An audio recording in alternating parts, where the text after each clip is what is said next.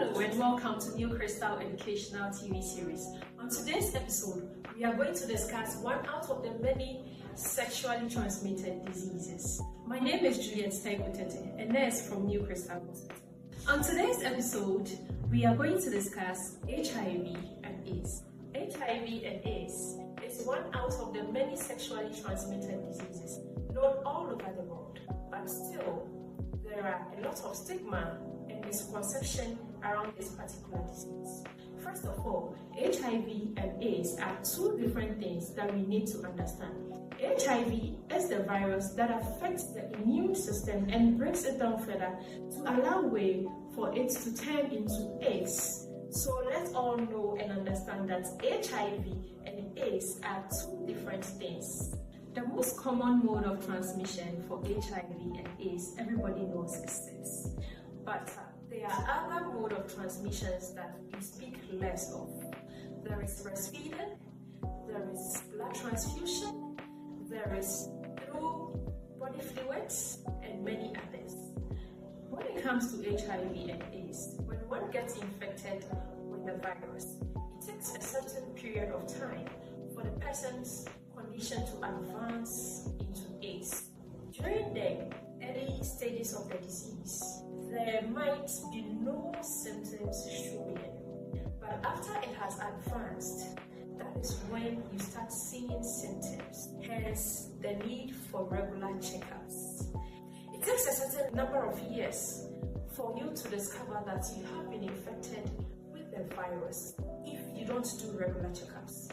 So if you have a very strong immune system, it is going to take longer than a year or more for you to start getting or seeing symptoms of the disease. But with regards to someone that has a much weaker immune system, it is very easy for the virus to invade the person's system.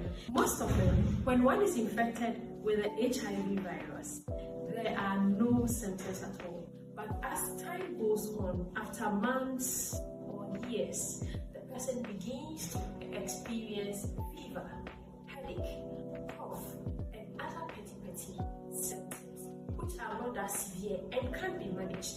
If care is not taken, you might consider it normal. Now, when the condition advances to the AIDS stage, that is when things get worse. And now you start seeing diarrhea, tuberculosis, and many other more. When the person's condition advances to AIDS, what it means is that the body's immune system has been broken down completely and nothing can be done. There, a lot of diseases are welcomed into the body. A person can go to the hospital today and is positive for typhoid, is positive for malaria, is positive for any other condition they come into contact with. When it comes to treatment of HIV and AIDS, the truth is there is no cure. But because of advancements in medicine today, there are medications that are going to help you manage your viral load to the extent that an infected person cannot transmit it to someone who is not infected. Before we go further to discussing the drugs in managing the condition, I want us to learn some of the ways we can prevent and protect ourselves from coming into contact with the HIV virus. First of all, the most common one, let's practice safe sex. Always use condoms or avoid it. Secondly, education. Please educate yourselves. When you see some of these conversations, you pay attention to it. Some of these things, not everybody has the opportunity to go to the classroom and get taught on these basic things. But as we are discussing today, you pay attention and take some lessons. Also, we have to educate our breastfeeding mothers on how and the steps to take so they don't transmit it through breastfeeding to their offsprings. And then, you do not share sharp objects with other people, like syringes, blade, and other things that can cut through the skin and get into contact with the blood. in our hospitals, please let's practice safe blood transfusion procedures. We have to make sure that all blood that comes through to be transmitted to our clients have gone through the right procedures. When it comes to HIV and AIDS, although the numbers has increased greatly over the years, and even though there is no cure, but there are drugs that helps to manage the condition. First of all, the one that mostly we all know is the ARTs, the antiretroviral therapy. These drugs works on helping you reduce your viral load, and it is expected of the patient to take it as prescribed by your healthcare provider.